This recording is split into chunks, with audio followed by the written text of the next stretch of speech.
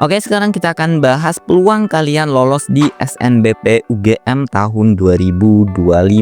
List dari program studi daya tampung tahun ini serta peminat tahun lalu ini sudah rilis ya.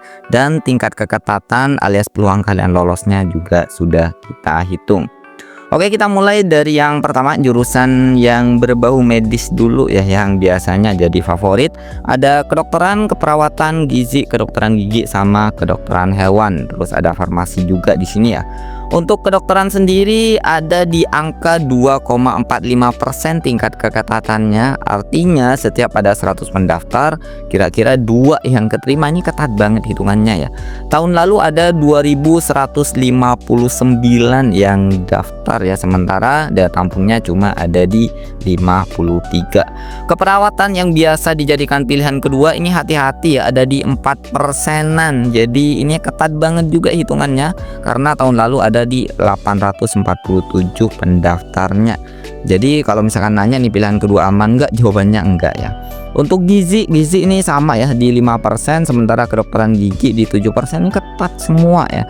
Kecuali mungkin agak lenggang di sini yang enggak terlalu ketat ada di kedokteran hewan. Kedokteran hewan di 15%. Sementara untuk farmasi di sini ada di angka 4%-an. Pendaftar tahun lalu ada di 1.500, ini ketat banget ya. Jadi untuk jurusan yang berbau medis ini dijadikan pilihan kedua, ini nggak ada yang aman. Mungkin kedokteran hewan yang agak lumayan ya. Jadi pastikan di sini kalian pilihan pertama semua di jurusan-jurusan ini ya. Berikutnya kita masuk ke fakultas MIPA ya. Ada fisika, kimia, matematika, ilkom sama statistik. Untuk keketatannya di sini ada yang ketat, ada yang enggak juga ya. Fisika sama kimia ini enggak terlalu ketat di 21,65% sama di 20%-an. Jadi yang pengen daftar di fisika ini bisa kalian coba ya. Ini enggak terlalu ketat, saingannya agak lumayan lengkang ya. Jadi bisa kalian coba. Untuk matematika sama ilmu komputernya agak lumayan ya, 9% sama 4%, dan statistika juga lumayan ketat di 6%. Jadi kalau misalkan nanya yang dijadikan pilihan kedua di jurusan-jurusan ini, mungkin yang agak lumayan aman di fisika sama kimia. Matematika, ilmu komputer sama statistik nih agak kurang aman ya. Terus ada biologi, kalau di UGM nih misah ya, bukan di FMIPA, ada fakultasnya sendiri. Untuk pendaftarnya tahun lalu ada di 250, tingkat keketatannya 27%. Ini juga nggak terlalu ketat, yang suka biologi bisa kalian coba. Atau kalau misalkan di pilihan kedua masih oke ya. Terus kita lanjut ke berikutnya, ada geofisika sama Elins. Di sini masuk di FMIPA ya, di 18 sama 19%. Ini juga nggak terlalu ketat, bisa kalian coba ya. Terus untuk berikutnya prodi-prodi yang berhubungan sama pertanian sama peternakan ya. Ada di sini agribisnis, ilmu tanah dan lain-lainnya. Untuk tingkat keketatannya di sini ada di angka belasan persen. Ini enggak terlalu ketat ya, bisa kalian coba. Yang pengen masuk di aquaculture contohnya di 29,87%. Ini peluang masuknya agak lumayan tinggi ya untuk ukuran di UGM. Jadi yang pengen masuk di jurusan-jurusan yang berbau peternakan atau ini ya, pertanian ya, bisa kalian coba. Atau misalkan mau dijadikan pilihan kedua di sini masih oke ya. Jadi ini bisa kalian jadikan opsi. Lanjut ke berikutnya, ada arsitek ya. Arsitek di 5%, ini lumayan ketat ya. Peminat tahun lalu ada di 437. Masuk ke jurusan teknik ada beberapa di sini, ada geodesi, geologi, kimia, elektro, mesin, sipil, nuklir. Nah, ini teknik nuklir nih adalah jurusan eksklusif di UGM ya. Karena nggak ada lagi ya jurusan teknik nuklir di kampus-kampus lainnya. Ada tekvis juga, ada industri. Untuk keketatannya beberapa nggak terlalu, seperti geodesi ini 18%, ini nggak terlalu ketat. Untuk yang paling ketat mungkin ada di sipil ya, ada di 5%, terus ada elektro, kimia ada di 9%, teknik nuklir di sini ada di 7%, 197 pendaftar tahun lalu ya.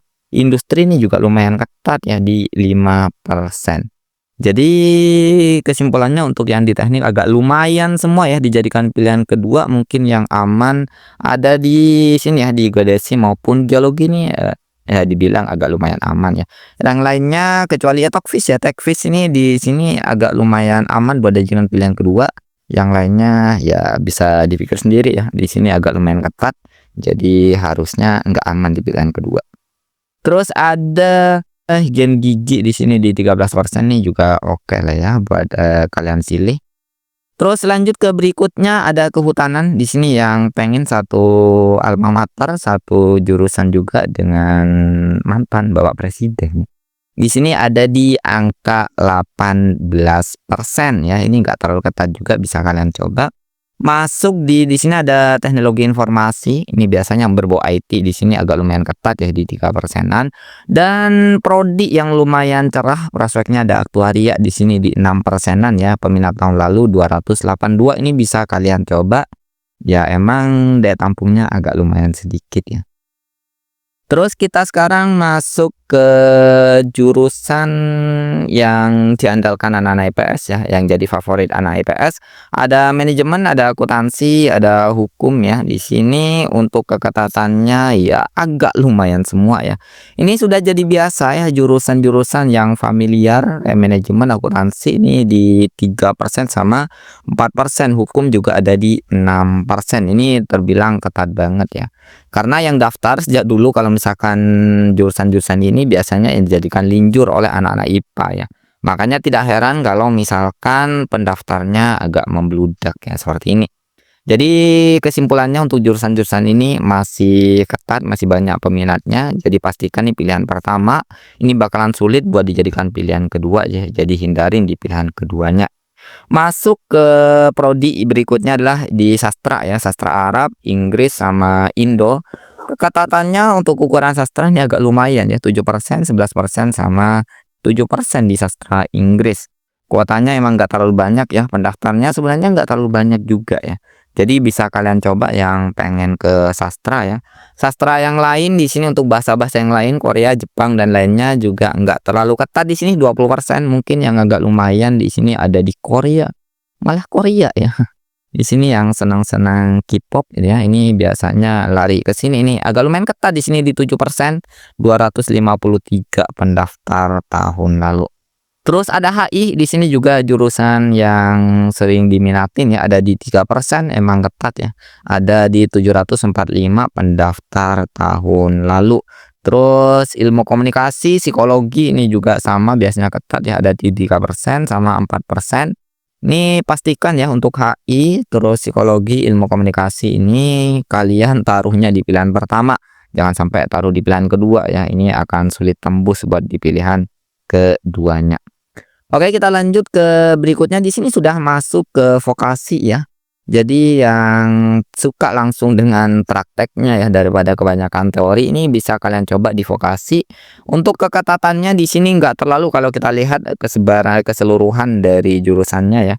Ada rekayasa elektro, rekayasa internet dan lain-lainnya, rekayasa mesin. Ini keketatannya nggak terlalu, bisa kalian lihat di sini.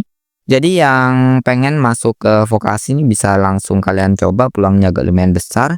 Atau misalkan mau dijadikan opsi pilihan kedua, di sini masih lumayan oke lah ya. Di sini untuk yang pengelolaan hutan di 24%, yang lainnya 20% ya. Ini lumayan oke lah dijadikan pilihan kedua. Terus yang terakhir di sini nih sama ya, masuknya masih di vokasi. Jadi ya kesimpulannya di vokasi ini masih lumayan oke deh buat dijadikan pilihan kedua meskipun di angka belasan persen sampai 20%, tapi di sini emang peminatnya nggak semembludak yang lainnya ya. Cuma emang ya kalau misalnya dibandingkan sama kampus-kampus lain ini nggak terlalu membludak sampai ribuan gitu ya. Tapi di UGM itu kualitas pendaftarnya juga lumayan oke ya. Jadi jangan sampai kalian terkecoh sama kuantitas karena kualitas saingan kalian juga lumayan oke semua di sini. Jadi ini hati-hati ya untuk pilihan pertama sama kedua di UGM ya. Jarang-jarang yang keterima di pilihan kedua. Jadi kalau misalkan pilihan keduanya di UGM, kalian pastikan pilihannya itu yang enggak terlalu ketat ya.